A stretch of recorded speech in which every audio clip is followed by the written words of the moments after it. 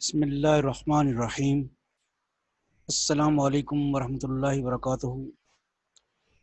Viewers, ratio lecture 1 में आज हम डेफिनेशन ऑफ रेशो डिस्कस करेंगे और प्रॉपर्टीज़ ऑफ रेशो डिस्कस करेंगे। Viewers, current lecture is useful for all FPSC examinations and Icom part 1 business mathematics. ये जो examination होते हैं एफपीएससी के, जिसमें सीनियर ऑडिटर या गैट के या जो कॉम्पिटिटिव एग्जामिनेशंस हैं, उनमें जो बेसिक मैथमेटिक्स आता है, हर डिसिप्लिन में आपको पता है कि कम्युनिकेशन स्किल्स और मैथमेटिक्स जो है वो इस्तेमाल होता है। तो उसको देखते हुए कि जो बच्चों को, जो कैंडिडेट्स को डिफ़िकल्टीज़ पेश आती हैं मैथमेटिक्स के हवाले से, क्योंकि उसकी रीज़न ये है कि वो मैथमेटिक्स जो है वो उनका मेजर सब्जेक्ट नहीं होता, तो इसलिए उनको वहाँ पे प्रॉब्लम्स पेश आती हैं। तो इन प्रॉब्लम्स को देखते हुए कुछ कैंडिडेट्स ने मेरे से रब्ता भी किया कि जी आप इसके ऊपर भी कुछ लेक्चर्स अपलोड करें। तो मैं उनको हेल्प आउट करने के लिए डिटेल से कुछ चीज़ें डिस्कस करना चाहता हूँ।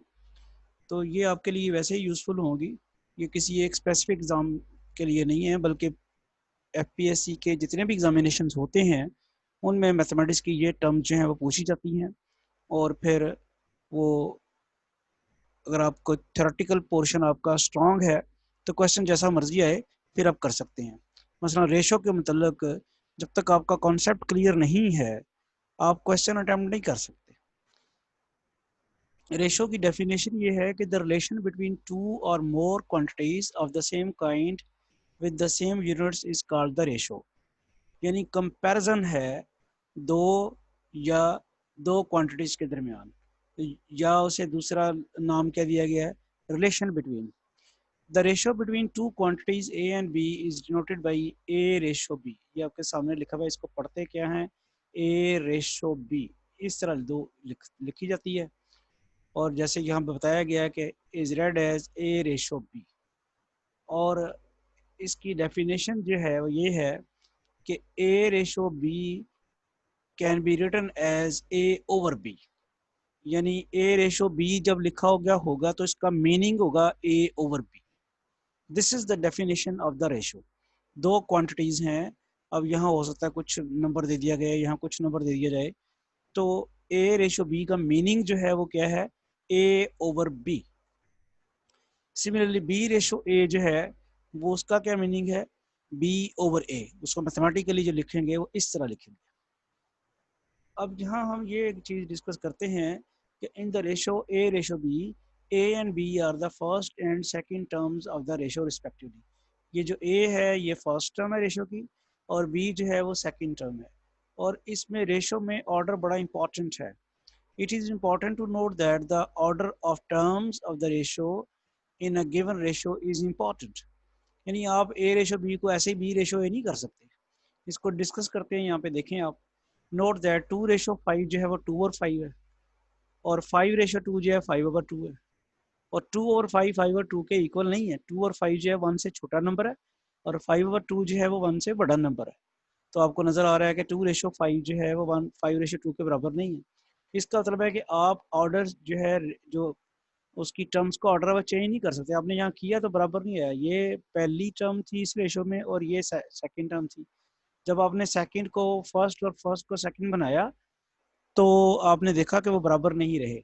इसलिए यहाँ पे कहा जा रहा था कि ऑर्डर इसका बड़ा इंपॉर्टेंट है, और इसी वजह से यहाँ पे कहा जा रहा है and in general a ratio B is not equal to B ratio a. सबसे जो इम्पोर्टेंट बात जो आपने सीखी वो ये थी कि ए रेशो बी बराबर है ए ओवर बी के। बी रेशो ए जो होगा वो बी ओवर ए होगा, इसलिए ये जनरली इक्वल नहीं होता। A ratio B is not equal to B ratio A, वो हमने करके भी देख लिया एग्जाम्पल से। नेक्स्ट हमारा है प्रॉपर्टीज ऑफ रेशोज। दो बड़ी इंपॉर्टेंट प्रॉपर्टीज हैं इसकी, कि अगर हम रेशो की दोनों कंपोनेंट्स को किसी एक नॉन जीरो नंबर से मल्टीप्लाई कर दें तो वो रेशो चेंज नहीं होती। मिसाल के तौर पे ये एक रेशो है ए रेशो बी, इसको हम के नॉन जीरो नंबर लेते हैं और उससे मल्टीप्लाई करते हैं। ये ज़रा हाईलाइट में करता हूँ कि आपके पास ये पहले ए रेशो बी ये लिखा हुआ ए रेशो बी। अब आपने ये जो नॉन जीरो नंबर है के, ये keep this thing in mind के जीरो से नहीं बल्कि नॉन जीरो नंबर से मल्टीप्लाई किया आपने, तो नई रेशो ये बन गई के ए रेशो के बी। अब ये जो नई रेशो बनी है इसको ज़रा गौर से देखें, ये आ जाएगा we know that this ratio can be written as K A ratio K B. कैसे लिखेंगे? Is equal to K over K B. अब फर्स्ट कंपोनेंट आपकी के ए है, यही है ना, फर्स्ट कंपोनेंट आपकी के ए है, सेकंड कंपोनेंट क्या है? के बी। तो आपको जैसे मालूम है कि हम क्या करते हैं, first component divided by second component, इस तरह रेशो को लिखते हैं। तो वो जैसे ही आपने लिखा उसके बाद आप देखते हैं कि ये क्या होगा, फिर यहाँ जो के न्यूमरेटर और डिनोमिनेटर से आपस में कैंसिल हो जाएगा, ये वाला के इसके साथ कैंसिल हो जाएगा। जैसे ही ये कैंसिल हुआ तो क्या रह गया? ए और बी रह गया। और ए और बी किसके बराबर होता है? ए रेशो बी के। तो ये बड़ा इंपॉर्टेंट रिजल्ट है जो आपको एमसीक्यूज में हेल्प आउट करता है क्वेश्चन को सॉल्व करने के लिए, कि किसी भी रेशो गिवन रेशो को किसी नॉन जीरो नंबर से मल्टीप्लाई कर दें तो वो रेशो को चेंज नहीं कर पाता। रेशो की कंपोनेंट्स को अगर मल्टीप्लाई कर दें, ये देखें ये आपने के ए रेशो के बी किया तो वो ए रेशो बी के बराबर आया। तो ये एक बड़ी इंपॉर्टेंट चीज़ जो है वो आपने सीखी। इसी तरह दूसरी जो प्रॉपर्टी है इसकी वो ये है कि अगर नॉन जीरो नंबर से डिवाइड भी कर दिया जाए तो तब भी फर्क नहीं पड़ता। यानी अगर आपके पास ये ए रेशो बी है, इसको आप के से डिवाइड करते हैं जो कि नॉन जीरो है, तो ए ओवर के रेशो बी ओवर के बनता है। और ए ओवर के रेशो बी ओवर के जो है उसको कैसे लिखेंगे? ए ओवर के रेशो बी ओवर के ऐसे लिखेंगे कि पहले ऊपर आएगी पहली कंपोनेंट और नीचे आएगी दूसरी कंपोनेंट। इसमें भी के जो है न्यूमरेटर से डिनोमिनेटर से कैंसिल हो जाएगा, रह जाएगा आपके पास ए ओवर बी। और ए ओवर बी किसके बराबर है? ए रेशो बी के।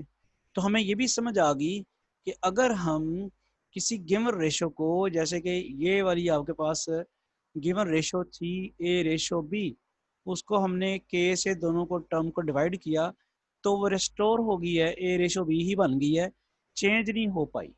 तो ये हमारे पास दो चीज़ें इसकी प्रॉपर्टी रेशो की सामने आ गई हैं। अच्छा, अब क्या इस लेक्चर का हम ज़रा कंक्लूड कर लें कि हमने क्या डिस्कस किया। एक तो रेशो की डेफिनेशन की है कि ए रेशो बी बराबर होता है ए ओवर बी के, और दूसरी जो है उसकी दो प्रॉपर्टीज डिस्कस की हैं कि अगर हम रेशो की कंपोनेंट्स को मल्टीप्लाई कर दें किसी नॉन जीरो नंबर से तो रेशो चेंज नहीं होती। दूसरी प्रॉपर्टी क्या चेंज मालूम की है कि अगर हम रेशो की कंपोनेंट्स को किसी नॉन जीरो नंबर से डिवाइड कर दें तब भी रेशो चेंज नहीं होती। और एक बड़ी इंपॉर्टेंट चीज़ जो आपने यहाँ पे लेक्चर में देखी कि इसमें रेशो की कंपोनेंट्स का ऑर्डर बड़ा इंपॉर्टेंट है। ए रेशो बी जो है वो बी रेशो ए के बराबर नहीं होता। तो ये टोटल चार चीज़ें हमने सीखी हैं। रेशो की definition, A ratio B ratio A के बराबर नहीं है, रेशो की कंपोनेंट्स को किसी भी नंबर से मल्टीप्लाई कराएं तो चेंज नहीं होती, किसी भी नॉन जीरो नंबर से मल्टीप्लाई कराएं तो वो चेंज नहीं होती, किसी भी नॉन जीरो नंबर से डिवाइड कराएं तो वो चेंज नहीं होती।